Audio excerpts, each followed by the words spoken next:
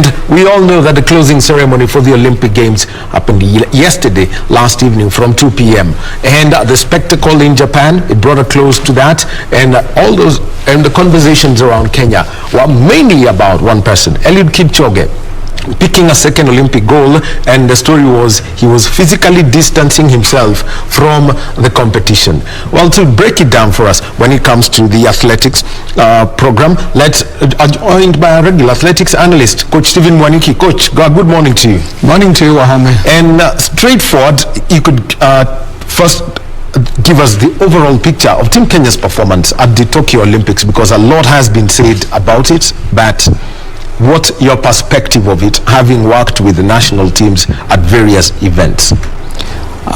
This outing, the team which went to Olympics in Tokyo, I can say they did their very best, because the prevailing condition, you remember the country was locked down in 2020, and also we had a very difficult season for us, because there was no competition, there was nothing. So the performance was good. According to me, we did what we could to be able to achieve the results that we got in Tokyo. Being number one in Africa, that shows that Kenya is still the best in Africa, and also being number 19 in the world, it shows that we are still up there. Though we missed here and there, but the performance was good, and I would like to take this opportunity to congratulate our team in Tokyo, Team Kenya, for their splendid performance. Your overall take on Elliot Kipchoge's performance, and Lawrence Cherono pushing so hard, and Amos, he had to drop out. But the fourth place finish for Cherono, that he lost to the Dutch and Belgian athletes. Well, what a performance for him to finish the Olympic with the gold medal, he emulated the great Abebe Bikila, winning the Olympics twice, and this is great for our country.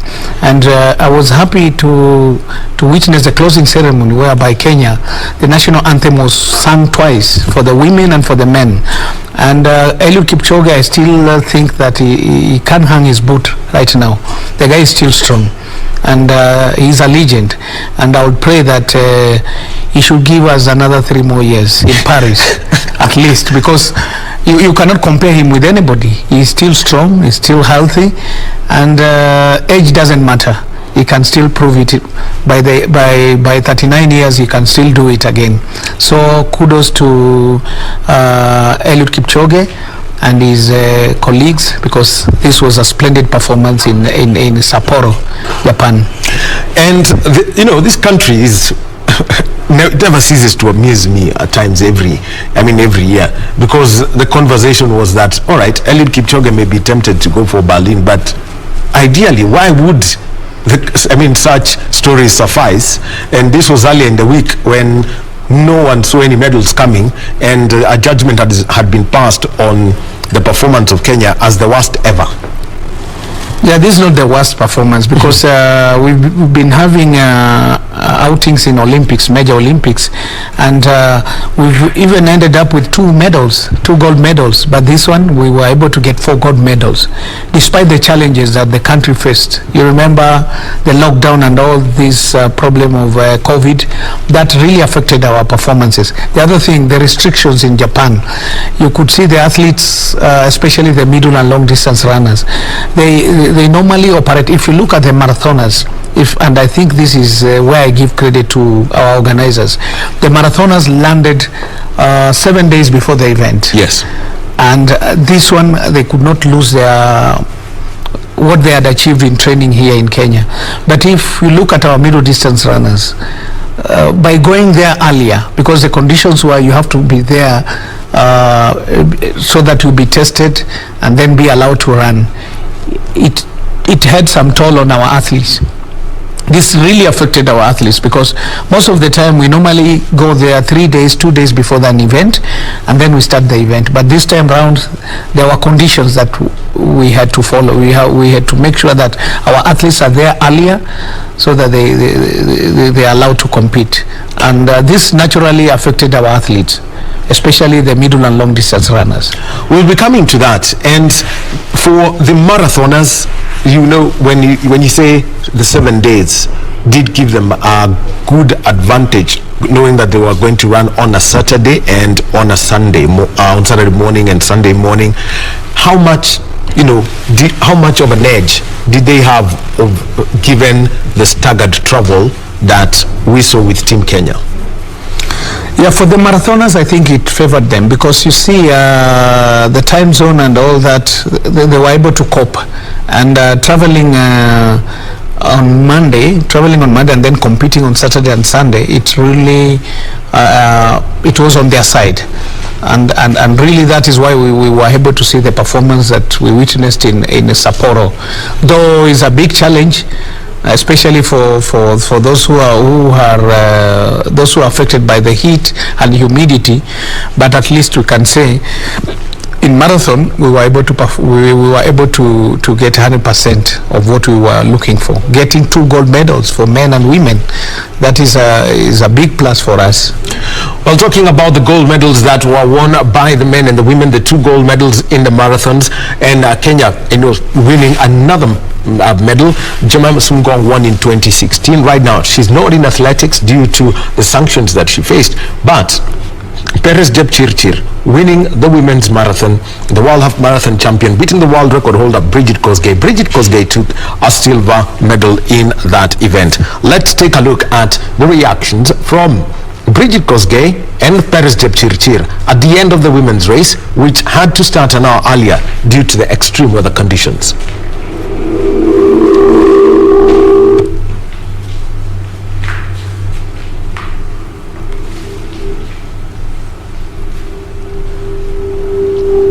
All right, we shall be getting that video of the women's marathon. First of all, the change of time, coach, it's caught everyone by surprise on Friday afternoon because everyone was ready to get up at 1 a.m. But anyone who woke up at 1 a.m. found a race that was almost halfway. Yeah, but I want to congratulate the local organizing committee in Japan because they were looking at the weather pattern and they felt that to have the event 1 hour before was going to be working towards making sure that all of the athletes have finished the event, and that is why you saw that so many women were able to finish the event.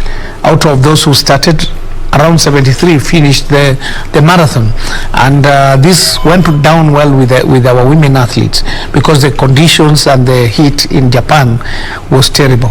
But for the marathoners, it was within their range, running at around 26 to 28 degrees Celsius.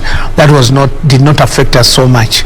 And according to statistics, Kenyans, they normally perform well during where we have this kind of condition. Well, and this is out in the East. We know Catherine Derreva has won gold in 2007, won a silver in 2008 in that heat. I know that's a person you always have conversations with. What are the stories that she has given about running in the East in those hot and humid conditions?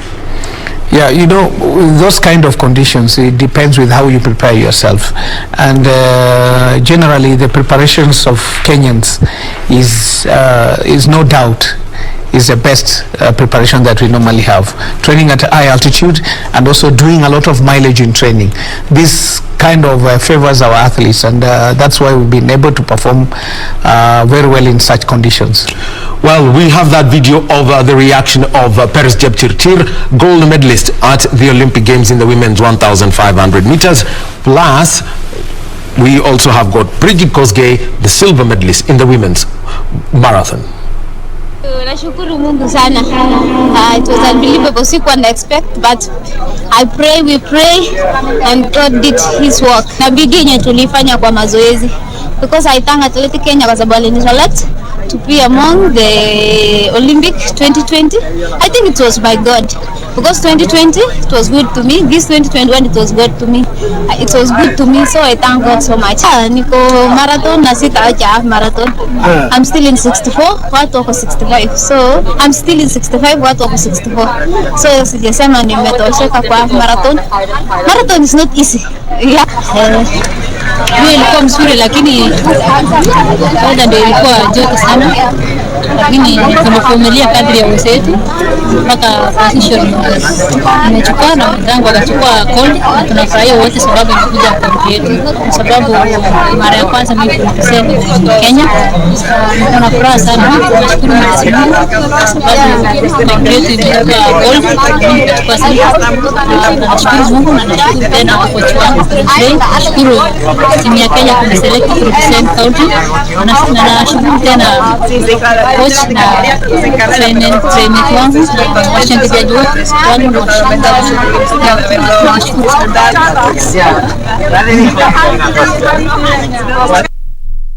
Well, the two Kenyan medalists in the women's marathon, Paris Jepchirchir, and also we've got Bridget Kosgei. I mean, listening to this marathoners now, we've had Paris say there's no way she's leaving the half marathon. Looks like she's totally in love with it. Florence Kiplagat used to break the world record for fun in Barcelona every year, and now it's Paris Jepchirchir who's doing it, and she's saying, look, I'm at 65, I need to go down to 64. What are the next opportunities for these road runners? Yeah, they have a bright future, and according to their past performance, I think they still need to continue pushing the record. And you see, one thing about athletics is the faster you can run in a shorter distance, then you can be able to match up in the longer distance. And that is why you see our top marathoners have tried their luck in the half marathon, and the top women in the country have at least done very well in half marathon. So it is part of the build-ups to the full marathon. And I think for Paris, she's still strong. She can be able to run the half marathon and also the full marathon. The other thing is that I would like to say, this time round, for the first time, we were able to send the best from the country. The best represented us in Sapporo, and that is why we were able to scoop the first and second position. And even we could have taken the third position, though the current world champion Ruth could not be able to continue with the event because of a problem that she had. And we also want to congratulate her for pushing her colleagues up to the 25-kilometer mark. And this is where she communicated to the rest of the team that she's not okay. And that's why you could see now Paris and Bridget changing the pace and trying to wear down the opponents. Especially Lona Zapelta of Israel. I mean, at one point had to take a little walk at 38 kilometers before deciding, let me finish the race, and she sat right at the finishing line. Yeah, but she's also a very strong contender because she has a personal best of 2 hours 17 minutes, and we could not take chances with her, so we had to wear her down as we continued for the last kilometers. And this is our secret. You see, as we run strongly in the last kilometers, that is how we are able to break the strength of our opponents. Yeah. So let's move on now to another event. You all love her, Faith Kipchoge. She won the Olympic title in 2016. 4 minutes, 8 point seconds. And then she wins it in an Olympic record, 3:53.11, bringing that down. I mean, the whole difference of 15 seconds in that distance in conditions that were ideally the same in Rio de Janeiro and Tokyo. It was quite phenomenal, and also stopping Sifan Hassan from claiming a historic treble at the Olympics. This was Faith Kipchoge speaking after she won the gold medal in the women's 1,500 meters.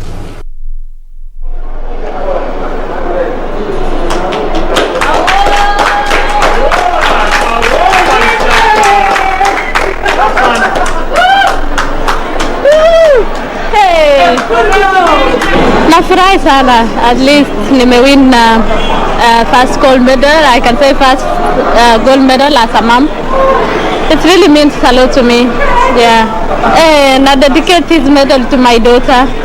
Yeah, nikimwona tu, at least nafurahi. Ameni-encourage me work hard. So I'm so happy for her, and this medal belongs to her, and I'm so happy. If the daughter was in Tokyo, what would have been the response that we'd have seen from Faith Kipchoge because her daughter this time around was at home? Yeah, this is a strong message to all moms in Kenya. You know, sometimes some women, when they go through the once they become moms, some of them tend to give up in whatever they are doing. But this is a strong message to all our athletes, to all Kenyan women, that it's possible to do whatever you want to do, so long as you are dedicated and you're determined to achieve the results. The other thing also that we should not escape our mind is that most of the athletes, they do this because they want to secure a future, a bright future for their families, and this is very important, very crucial for all that are in sports or in whatever they are doing. So for Faith Chemgetich to defend her title, this was a positive move for all Kenyan, especially those who witnessed the event, which was a tough race. I can say it was a tough race because with Sifa, her son, running with her, this was tough to call, but eventually she was able to win. Because you remember in our earlier interview, I told you that if we make it tough, then it's possible for us to win. But if we make it slow, Sifa Hassan can just jump in and get the medal. But we thank God for the results. Overall, Faith had some very fast times throughout these Olympics. At the heat, in the semi-finals, at 3:56, and everyone asked, okay, Faith, what are you up to? And then comes Sifan Hassan, and with about 250 meters to go, I have to admit that race was fast and blistering, but she was able to get the kick. How much of a difference has her training regime, been, considering that in 2019 she had only trained for 8 months, taking a silver in the 1.5, and now here is a gold, having done proper training? Yeah, I think with proper training, sometimes also when you are running through the qualifying rounds, for her to run 3:56, this was clearly sending a message to Sifa Hassan that we are not going to let it go. And it was a clear message that she was in shape of her life. I think if she had run a slower time in the semis, maybe it could have given Sifa Hassan some confidence. But out there, we were sending a message that this is going to be tough, and tough for her to break the to break the Olympic record. It was a good performance from her, and I think the way she trained this year and from 2020 to 2021, this was a phenomenon. For her to be able to get all these good times, it was unbelievable, because she has run several 350s, 52s. 351, the national record, 352, 353, and then again 353. This was tough, and I think she was in the shape of her life. Well, at the start of it all, you mentioned about moms and athletics. Let me just mention Catherine Derreva, Helen Obiri, Vivian Cheruiyot, and now Faith Chemgetich. I mean, the moment they came from that maternity break, the beast mode that was unleashed in their careers is at another level. Just what happens? Because they come back as totally different athletes.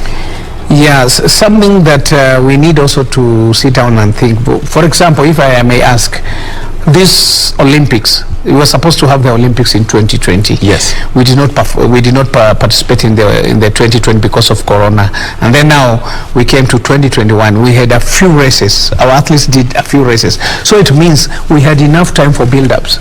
We had enough time for training. So when women are coming from the maternity leave, they come back with determination. They have the strength, they have the energy, and they have everything. And at stake, their families. So they go out there to prove to the families that they are there for them.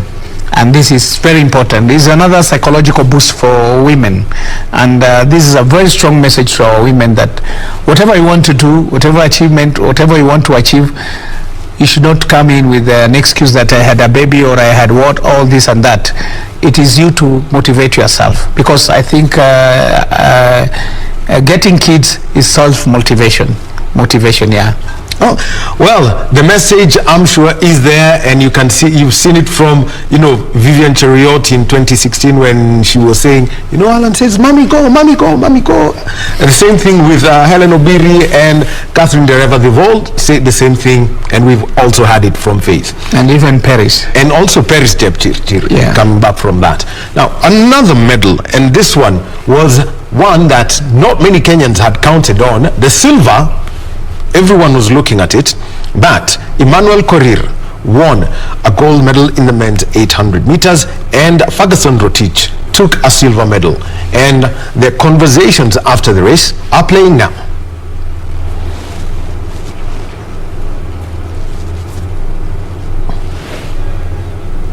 The race to be slow, so I thought maybe we're gonna run the fastest time ever, but no one was willing to carry the cross in the first 400. So I did it. I mean, I controlled the pace, did my pace there, and the Australian guy, Mr. Paul, tried to control the last 300 meters. And I said to myself, let me just try push the last 100 meters and see if I will make it. So it worked. I never knew Ferguson and the other guy was behind me, so I was just struggling to the line. Yeah.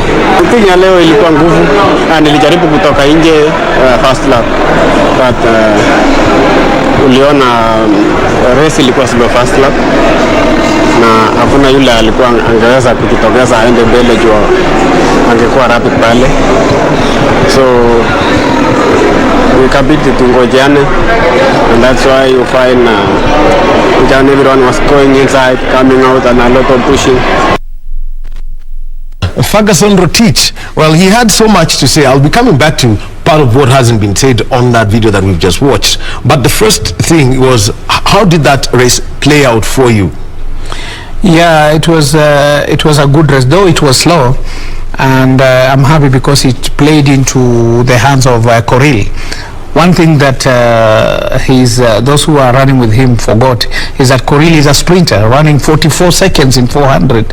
So for him to pass the first lap in 53 seconds, that was a slow pace, and everybody was waiting and waiting and waiting. And now what happened is at the last 150 meters, Korir had to apply his sprinting ability. And that was why he was advantaged to win this race, because he's a sprinter. He's a middle distance runner and also a sprinter.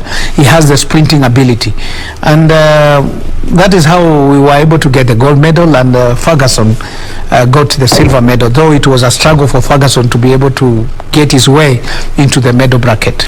I will mention about Emmanuel Korir, and it's something that we've seen so many times. I'll mention names. Billy Conchella was a 400-meter runner. He was doing 45.3 on Maram, 40 years ago, before he became an 800-meter runner, became a world champion.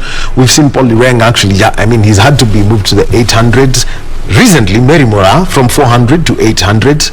What's the story of converting these 400-meter runners with potential? For example, like Emmanuel Korir, he's got the potential to do a sub 44, but turn him into an 800-meter runner. Yeah, it is a story that has started a very long time ago, because if I remember in 1976 Olympics, there's this guy from Cuba called John Terrana. He was able to win the 400 and 800 meters, and also if you remember Rudisha, he was good in 400. He was able to post 45 seconds in 400 meters. And this actually is part of the game. If you are good in 400 meters, then you only need to work on your endurance. You work on your endurance and stamina, and then the rest you leave it to the competition, because those who can be able to sprint the last 300 meters, they have the advantage of winning the 800 meters. So as a coach, you need to work on the endurance aspect, make sure that your athlete is well equipped, and then with the sprinting ability, you are home and dry. It's easy for you to be able to get the medal by running the last meters. Something that Emmanuel Korir admitted is that if the race was fast, then he doesn't have that final kick at the 200 meters. It will not be as effective as it would be if it was slow. Then how do you then get him to that level? Because he's got the 400 meter speed. It's there, it's natural for him. But in the 800, that's where everything is now. Yeah, the coach needs to work on his endurance and his stamina and his special endurance and all that. It's very important because if you look at the case of somebody like Sifa Hassan, she's very good in sprinting. So if you want to wear her down, you need to make it fast. For the 800 meter, Emmanuel Coril, it's not possible for him to run the whole 800 meters. But if people play into his hands and run with him the first 400 meters easy, then it becomes much easier for him to be able to strike and win the event. So,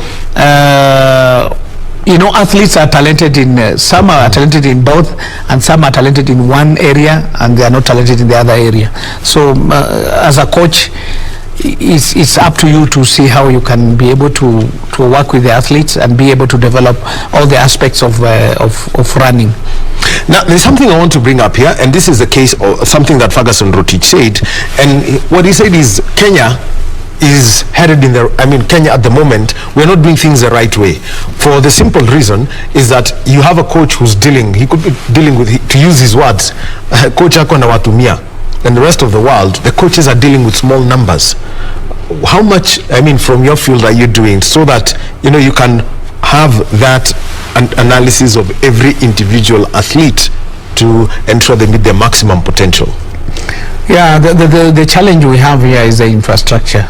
And the infrastructure, I'm talking in terms of coaches. We have very few coaches and so many athletes. For example, like me in the prisons, I deal with around 40 sprinters. I deal with around 40 sprinters, and I have to make sure that each and every one of them gives her or his best. And this is a challenge that we are facing, and it's important that we be able to develop more coaches to be able to assist our athletes. We cannot tell an athlete not to come. Somebody has come, wants to become an athlete, and then you send them away. It's not possible. For a coach, you just work with all this group. We are not like in Europe, whereby they have very few people who volunteer to become athletes. But in Kenya, you'll find a coach dealing with around 40, 50 athletes. And this is a big challenge for the coaches, because you see, you need to have that personal attention. You need to give each and every athlete some kind of attention to be able to develop all the aspects of running. And this sometimes affects us as coaches. But this is our country, and we have to give each and every person a chance to be able to compete. Well, we'll be coming to the matter of personal attention shortly, but some history was made when Paul Ireng became the first Olympic gold medalist from Kenya to coach another Olympic gold medalist. We've seen silver medalists Patrick Sang and Moses Kiptanui go on to coach Olympic and world champions. We're talking about Elliot Kipchoge and Ezekiel Kimboi. What's the whole phenomenon that, the buzz now that would come around, previous Olympic gold medalists who may want to get into coaching after seeing the fruits of Paul Ireng's labor? Yeah, it's possible, but it's not also not possible. Some people are they're just meant to run, and after that they can't be able to offer anything else. But some people are able to come back and try to reorganize others and teach them the few tricks about running. For example, if you look at Patrick Sang, he was known as a silver medalist. Yes. He was a silver king. But you see, now he has turned it into gold, because he has shown them the few mistakes that he went through for him not to win a gold. And now he has been able to transverse that and change it into winning formula.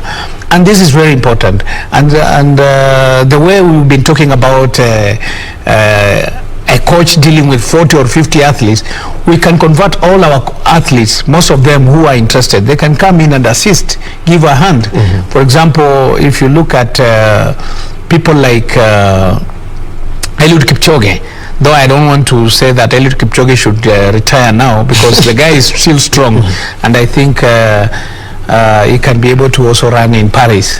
Paris is only 3 years, so 3 years is just next door. So what I want to, the point I want to put across is that some people can be able to come in and assist, especially those who are former athletes. They can come in and assist and be able to rectify the few mistakes that some of us as coaches made, and they can come up with a very good formula to assist. So long as you have that passion. You see, to be a coach, you must have a passion. You must be able to sacrifice. You must be able to undergo all the difficulties that the athletes undergo, because as a coach, one, you are a mentor, you are a father, you are a parent, you are everything. So it's a difficult task. It's not as easy as we might want to look at it. But it's important that those who are retiring, they can come in and assist. For example, now we are facing some difficulties in steeplechases. If we can talk to Ezekiel Kemboi, what was his secret? He might decide to come in and assist. Moses Kiptanui used to train athletes, and then now he's back into his business. But we need such people to come in and assist and be able to assist our athletes, so that we can be able to continue with our tradition whereby we've been winning in all major championships. We'll be coming down to the steeplechase because it was a bronze medals. Well, we've taken a look at the gold medal, the 4 gold medals and 2 silver medals. Next, the 2 silver medals. First, Timothy Cheruiyot, the world champion and a late inclusion in the men's 1,500 meters team after Kamare Tiang, was told you cannot participate due to the AIU regulations. He took a silver medal behind Jakob Ingebrigtsen of Norway. Jakob Ingebrigtsen winning in an Olympic record. But this is Timothy Cheruiyot speaking after he picked up a silver medal at the Olympics. Nzuri, ilikuwa Olympic yangu ya kwanza na ilikuwa na pressure mingi, but nimemanage, nimepata medali ya silver. Haikuwa rahisi vile, imekuwa na challenges kidogo, lakini nimefurahi kwa medali nimepata siku ya leo. Niko na furaha sana kwa sababu si wengi wanapata medali kwa Olympics, na nimefurahi sana siku ya leo kwa sababu nimeingia podium. Lengo yangu leo ilikuwa niingie podium, na target ilikuwa goal, but Jacob amekuwa strong for the 100 meters to go. Yeah. Kweli nilikuwa namba 4 kwa trials, na before nifika hapa nimepitia challenges mingi, a lot of pressure, lakini niko na furaha siku ya leo kwa sababu nimepata medali. Ni hiyo ndia leo nilikuwa naangalia Apple kwa sababu Apple alikuwa shape, alikuwa good form. So nilikuwa naangalia akuje aniokoe kwa sababu ilifika mahali before 200 meters nikaanza kusikia miguu yangu ya right hamstring. So nilikuwa naangalia Apple kama atakuwa nyuma yangu aniokoe achukue hiyo medali. Hii silver ya leo na dedicate for my entire family. Dedicating it to his family, but also the case of saying with just about a lap to go, I felt my muscle was a bit tight, it's pulling. Timothy Cheruiyot, his front running, did it hit him in that final? First we have to congratulate Timothy Cheruiyot. Remember, he was not in the trials, he finished 4th and he was not to go to the Olympics. But I also want to thank the federation because it was unfortunate for Etienne because he had not gone through the doping, how the athletes are supposed to go through the doping, the whole doping process. The whole doping process. But for him to go to Tokyo, this was a plus for us. And during the finals, I could see that he was, his trademark is to run fast. He normally ran fast. Yes. Because Timothy is used to winning fast, not slow. And this time round, he was trying to apply his tactics to try and push it, wear down the opponents and get it. But I'm sorry, something happened there because we did not have the team tactics. Asbel Kipsang was behind, he was running behind, he was not coming in front to run with his colleague, and that is why you see Timothy is saying that he was waiting for him to come in and assist him because already the problem which occurred at Kasarani recurred again, and fortunately... Recap Kasarani. Yeah, you could see in Kasarani, he was also leading. And the last 100 meters, he could not be able to push himself because he had this hamstring problem, which is being sorted out and it's not 100%. But we thank God for him to get the silver. And it was a fast race. This is the first time you saw Ingrid Bristin breaking the Olympic record. And also for him to run 3:29 at a major championship, this was not easy. And we want to thank him because out of his strength, the mental strength, he was able to get the silver medal.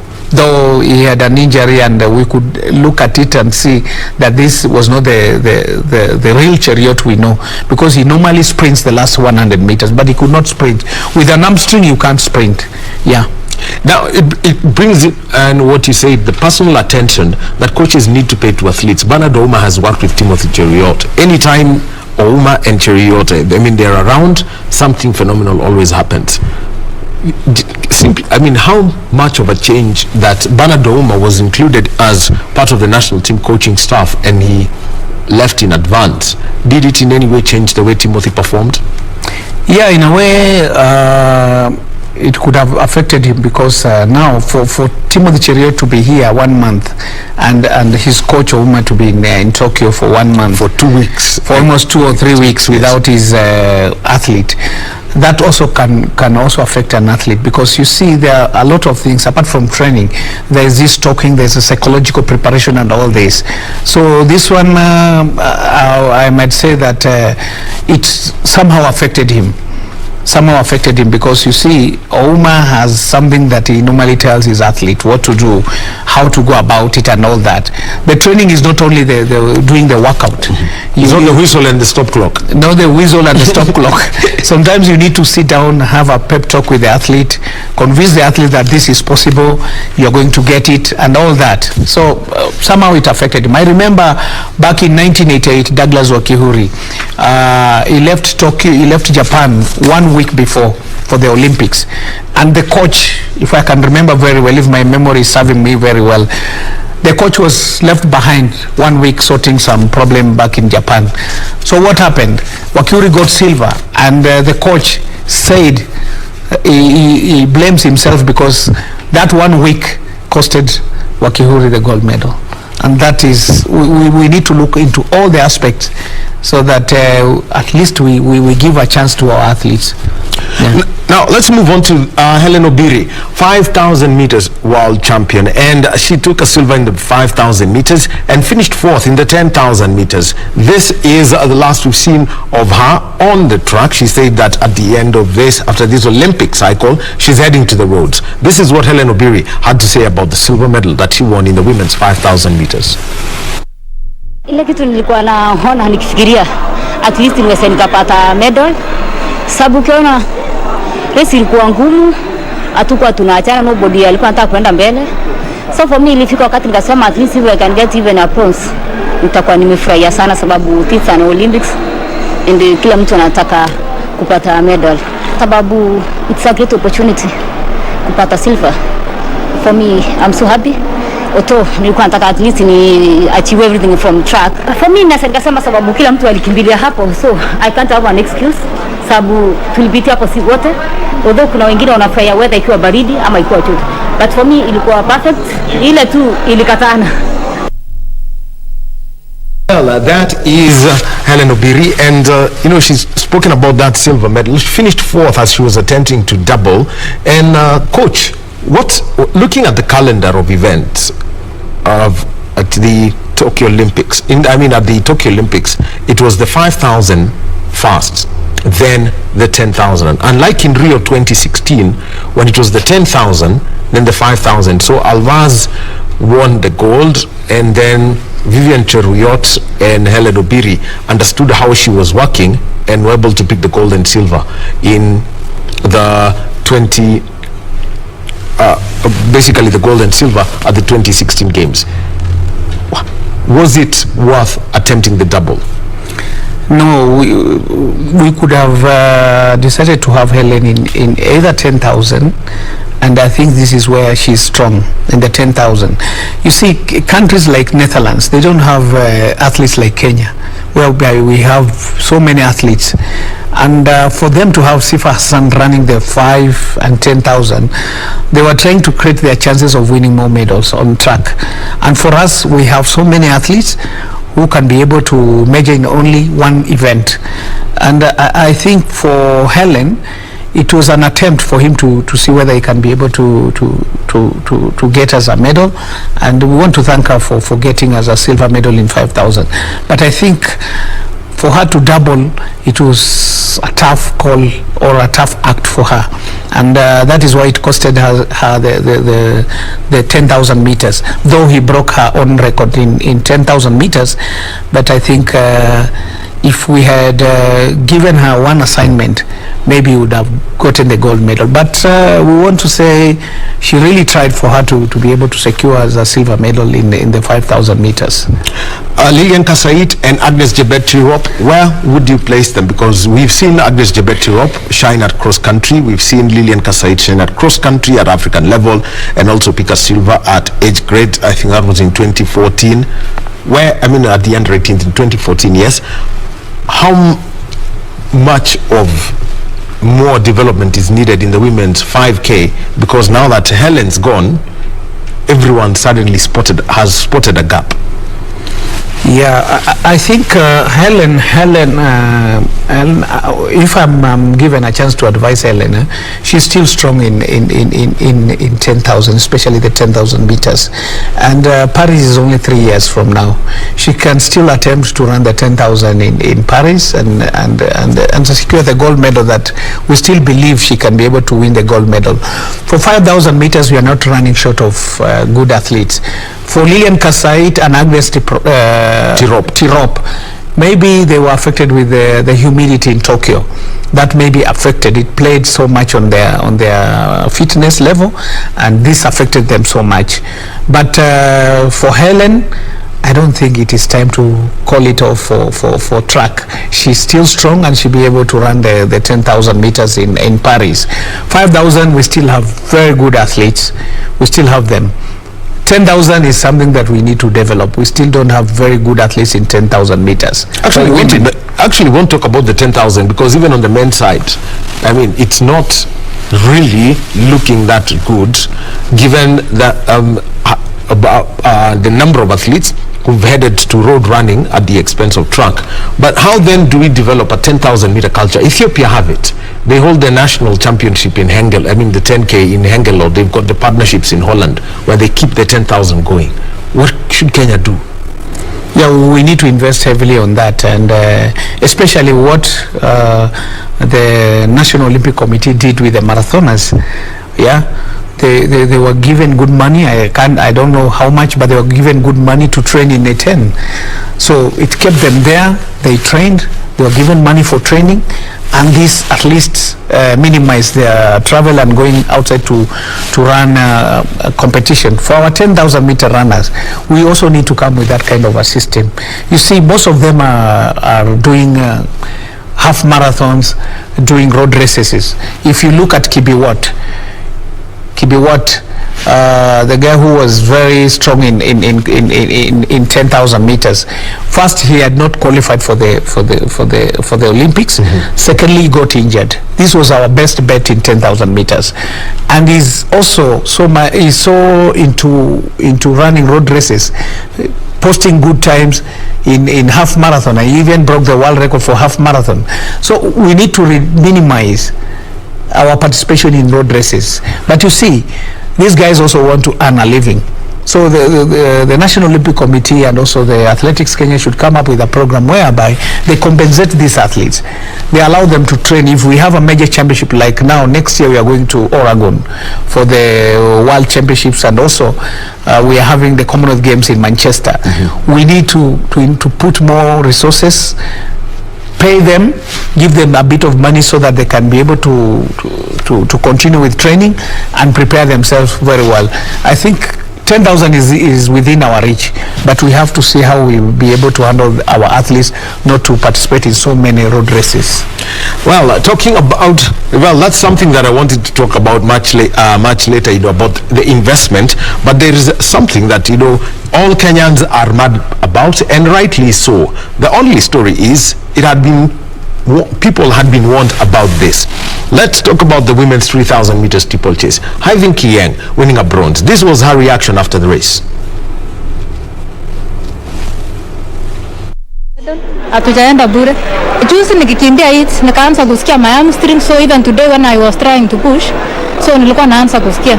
Then nikasema wacha nisifuata hao wenye wameenda mbele. But nilikuwa najua at least nikuwe na nguvu ya kumalizia. That lady from America, you know, alitoka na speed sana. Then me sikukuwa na hiyo reaction. So nilikuwa najua race itakuwa faster because we knew it from 2 days ago, because you know those ladies from America, even I was not expecting, because they wanakaa nyuma, then the last 2 laps wanaanza kuenda, but for this one today alienda mapema. So me nilikuwa na shida kitambo, but when I was running the last 2 diamond leagues I was not feeling, but juzi kwa tukikimbia hits ikaanza tena na ilikuwa imepona, so I was trying to ningangania hii siku mbili yenye imepaki, but at least ninashukuru because penye nimefika I was not even expecting. Tushukuru yenye tunapata, waache ku criticize sisi, because up to now I think we have done something, and you know every time wasikuwa na expect tu hivyo tu, mpaka wasiongee mbaya ndio haribu morale ya wengine wenye wachakimbia. Watupe tu morale, we will still get something good for them. Okay, Kiboko irudi. Tuache ku criticize, we've been told that, but I think it's an area of concern.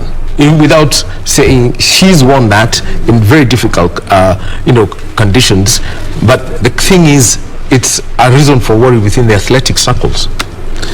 Yeah, it's unfortunate because also we had Beatrice. She had an injury, and she was running through with an injury. So we did not have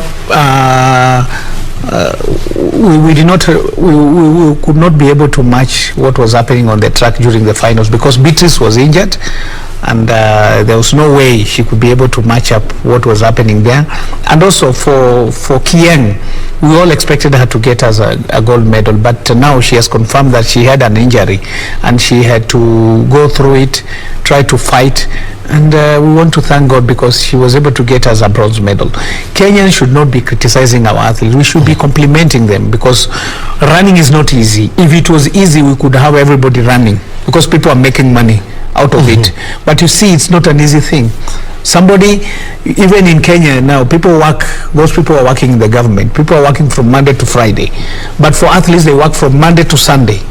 So it's not an easy thing. So when you see somebody has not been able to perform to our expectation, we should always be able to congratulate them and thank them because it's not easy. If it was easy, out of the 42 million Kenyans, 45 would have around 40 people running.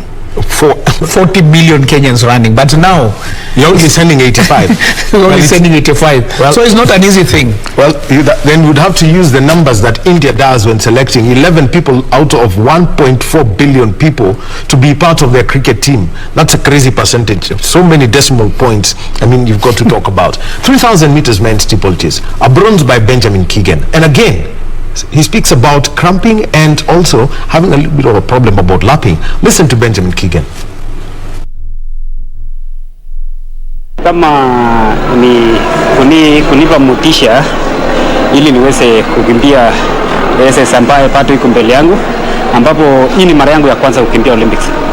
So nimeshukuru Mungu kwa hiyo, kwa sababu nimeweza kuleta medali kwa Olympic yangu ya kwanza. So nilikuwa naona tu kuna area ambayo inahitaji niweze kurekebisha kama vile lapping ilinishinda kidogo, ambapo kama ningekuwa na lapping ya kutosha ningeweza kushinda. Nilikuwa na sai nilete mtu medal. Ombi langu nilikuwa nipate medal. Yeah, ingawa uwanja iko preparatory sana juu temua penye tuliingia maji ilikuwa bado iko, so ilikuwa changamoto kama penye unafuata mtu, so temua kiinua mkuu na kumakia hiyo maji, so jambo ambalo ilikuwa ni tatizo, lakini nashukuru Mungu kwa kazi ambaye amenitendea siku ya leo. Nilikuwa mkosa yangu hapo nilikuwa nimeachia sana. Kama ungekuwa kitu mita mbili ningechukua namba ya pili ama namba ya kwanza. Juu walikuwa wameenda mbali kidogo ambaye ilibidi ning'ang'ana. Well, there is an unusual form of, he is very much aware of what went entirely in the race and where his strengths are and where his weaknesses are. Yeah, you know, this is an event whereby since 1968 we've been winning. The first guy, Amos Biwott, started this thing in 1968 in Mexico City. And we've been winning all along in all these steeplechase event. But for the first time, this was a big challenge for him, and you've heard what he talked about, and even the lapping and all this. We didn't have the strongest guys going to Olympics, that one for sure, because without Conseslus Kipruto, the guy who was handed the baton by Ezekiel Kemboi, now who else was supposed to be in that team? And also now having only one contender in these finals, we are used to having three of them. And having the three of them, our options are always bright for us to win. But now having one challenger and having people like El Khattabi running in this event, El Bakali and the Ethiopians, this was a big challenge. But we have to thank God, because getting the bronze medal, though it's unfortunate for Kenyans to lose this thing, because since 68 we've been sitting saying that this is our event. But whatever happened, we have to thank God. Okay, there is something that was raised 2 years ago. Jonathan Komen writes for The Standard, and he warned that the steeplechase dominance was a threat. It started with Evan Chega of the United States. Then we had Soufiane El Bakali. We had Mehisi Benabad of France. The warning signs were there. Is this the last red flag, or are we going to see a radical approach to steeplechasing in the country? Yeah, we need to have a radical approach, because if we go back and look at our steeplechasers, those who are running steeplechase, I would like to talk about Moses Kiptanui. Moses Kiptanui used to run 1500 meters. He was very good in 1500 meters. Moses Kiptanui used to run 5000 meters. He was running around 1250 something. So if we need to be able to go back to where we were, we need to be able to combine all these, and this goes to the coaches. If you want to have a good steeplechaser, he must have the speed of a 1500 meter runner and the stamina and strength and endurance of a 5000 meter runner, so that you come in between and be able to challenge the world. Because now if you look at El Bakari, he had a personal best of 331 this season in 1500 meters. So how was it possible for us to challenge him? Because the last meters he just took off, and that is how he was able to win this event. So we need to look into that, and that belongs to the coaches. We need to sit down and think. And the other thing also is that we need to encourage more of our athletes to run the steeplechase. In those years, we used to have so many qualifiers, so many guys qualifying for this event. But if you look at what happened, we had very few qualifiers in this event. And we have to say that him being a soldier, he fought it gallantly. He fought very hard to at least make sure that we get this medal for the country. Actually, I remember after the semi-final, said he ni vita. Well, Coach Stephen Mwaniki, thank you very much. I know we'll be speaking just about another couple of weeks, and this is as the World Under-20 Championships. It will take center stage, the future of Kenya's athletics and the risk of athletes disappearing by the age of 21. It's one that's there. Coach, thank you very much for your time this morning.